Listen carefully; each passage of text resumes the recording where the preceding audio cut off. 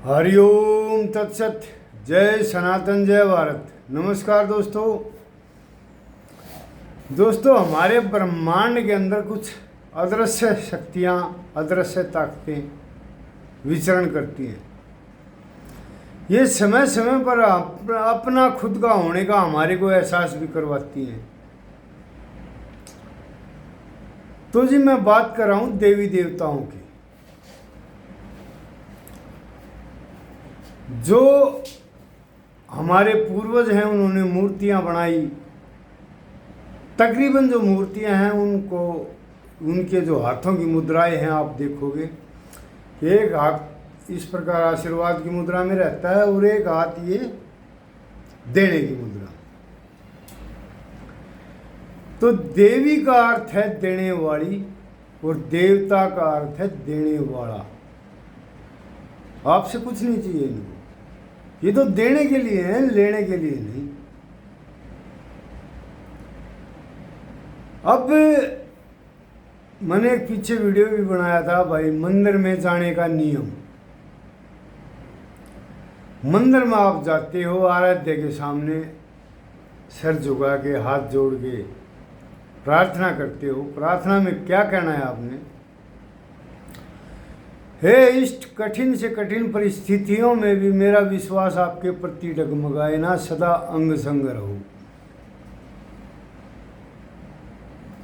पुष्प अर्पित कर दो, पत्ता अर्पित कर दो, सब इनको मान्य है, सबको ये स्वीकार करेंगे। 56 भोगों की आवश्यकता नहीं इनको। सच्चे हृदय से जो आपने अर्पित कर दिया उसी में ये तृप्त हो जाती है। अब इतना करने के बाद में जब आप मंदिर से वापस कैसे उड़ा है, जिस प्रकार पहले जमाने में राजा महाराजाओं के दरबार में आदमी जाता था, सजदा करता था, अपनी डिमांड बोल देता था, रिक्वायरमेंट जो भी उसकी ज़रूरत थी, और सजदा करते हुए उल्टे पांव वापिस होता था, ना कि वहां से पीठ दिखा के। और धीरे धीरे वो एक साइड से होकर फिर वापस निकलता था। तो इसी प्रकार से आपने यो झुके हुए उल्टे पांव वापिस होना है और धीरे धीरे साइड होकर फिर आपने वापस मंदिर से बाहर निकलना है। ये तो हुआ जी नियम मंदिर में जाने का और आने का। अब आपने ये प्रार्थना की कि सदा अंग संग रहो, तो वे आपके साथ चल दिए, आपके साथ आपके घर आ गए। घर आने के बाद में आपका कर्तव्य ये है कि भाई ये नहीं कि उनको लाया कोने में डाल दिया, पटक दिया, फिर याद है या ना है। उनको खाते पीते, लेटते बैठते, उठते जागते हर समय याद करना है। याद किस प्रकार करना है? जिस प्रकार से मुंह से नहीं, राम राम राम राम ना। कबीर साहब ने कहा है भाई, सांस सांस में नाम जब श्वास ना खाली जाए, बेरा ना इस सांस का फिर आना हो या ना आए। तो हर श्वास में इनको रटना है। धीरे धीरे ये अजपा का रूप धारण कर लेगी आपके हृदय में। अब भोजन करते समय भी थाली को पकड़ो, इष्टों को याद करो, या जल भी पियो हो तो जल को पकड़ो, इष्टों को याद करो। जल की एक एक घूंट के अंदर इष्ट का नाम शरीर के अंदर जाएगा।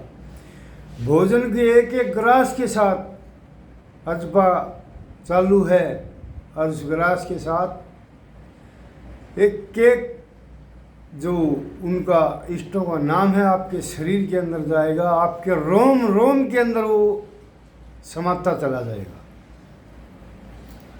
अब इन इष्टों से मांगना क्या है भाई? सांसारिक सुख मांग लो, कुछ भी मांग लो, लेकिन मृत्यु के बाद तो भाई ये सब चीज़ें छोड़नी है, छोड़ के यहाँ से जाना पड़ेगा। तो उन चीज़ों को मांगने का फायदा क्या, जो चीज़ें हमें छोड़नी पड़े। चीज़ वो मांगो जो अंत तक हमारे साथ चले, हमें 84 लाख योनियों से आवागमन के छुटकारे से हमें निजात मिले, और आध्यात्मिक उन्नति में इनका आशीर्वाद हमारे ऊपर हो, इनकी कृपया दृष्टि बन जाए। भाई जब हम देवी देवता हमारे साथ है तो उनको भी तो पता है कि भाई इसको इस चीज़ की कमी है, तो वे चीज़ें तो बिना मांगे ही आपको मिल जानी हैं, उनको मांगने से फ़ायदा क्या। जो चीज़ बिना मांगे मिले, वो कहते ना बिन मांगे मोती मिले, मांगे मिले ना भीख। तो भाई मोतियों की कल्पना करो। तो भोजन करने के पश्चात भी आपने ये नहीं कि भाई भोजन कर लिया थाली रख दी ना, भोजन करने के बाद में भी इष्टों के सामने हाथ जोड़ना है।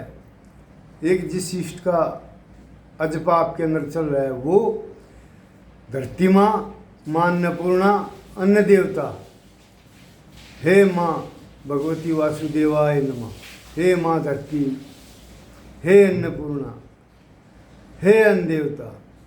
जिस प्रकार आपने मेरी सुधा शांत की, इसी प्रकार पृथ्वी के हर जीव की सुधा शांत हो। तब आपने वो झूठी थाली जाके सिंह में रखनी है।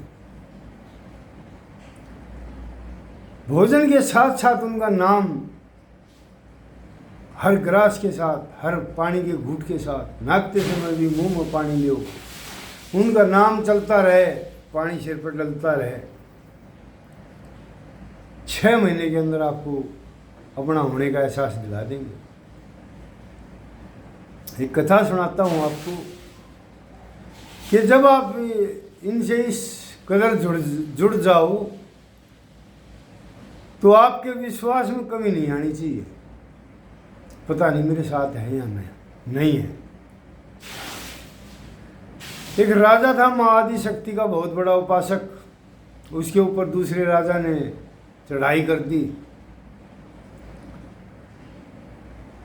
तो जिस राजा ने चढ़ाई की उस राजा की सेना उससे 4 गुना ज़्यादा थी। अब राजा ने माँ आदि शक्ति की उपासना की, रण में जाने की इजाज़त मांगी। माँ आदि शक्ति ने भी कहा कि वत्स युद्ध क्षेत्र में मैं आपके साथ रहूंगी, लेकिन एक चीज़ का विशेष ध्यान रखना कि आपने ये लड़ाई लड़ते समय, युद्ध करते समय केवल आगे ही आगे बढ़ना है, पीछे मुड़ के नहीं देखना है। अब जब युद्ध करते करते जो दूसरा राजा था उसकी 3 हिस्से के करीब सेना खत्म हो चुकी, थोड़ी सी उसकी मुट्ठी भर सेना बची। उसके मन के अंदर कोई भाव उपज गया कि देखो माँ आदि शक्ति मेरे साथ है या नहीं। अब जब पलट के उसने देखा तो वही देखा कि माँ आदि शक्ति का विकराल रूप, रौद्र रूप खंडा चल रहा है, जीभ लपलपा रही है, खप्पर के अंदर खून भर भर के पी रही है, सिर दुश्मनों के धड़ से अलग हो रहे हैं। माँ का विकराल रूप देखकर मूर्छा आ गई, गश छा गई, बेहोश हो के गिर गया।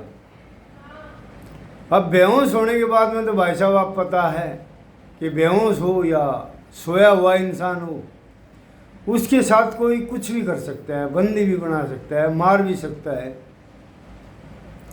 तो जहां विश्वास घटा वहीं देवता पीछे हटे। तो आपने विश्वास के अंदर कोई कमी नहीं लेके आनी है, तो इष्ट भी आपसे यही अपेक्षा करेंगे। बाकी सांसारिक चीज़ें मांगने से कोई लाभ नहीं। क्यों? क्योंकि जिस इष्ट को आप याद कर रहे हो, जप रहे हो, उसको पता है कि आपके जो उपासक हैं, जो आपकी उपासना कर रहे हैं, उसको किस चीज़ की ज़रूरत है। तो वो चीज़ उनको खुद ब खुद मिलनी स्टार्ट हो जाएगी।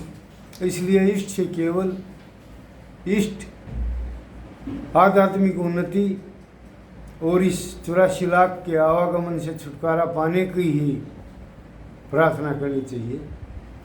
बाकी फालतू चीज़ों में ध्यान ना दें। धन्यवाद दोस्तों, नमस्कार।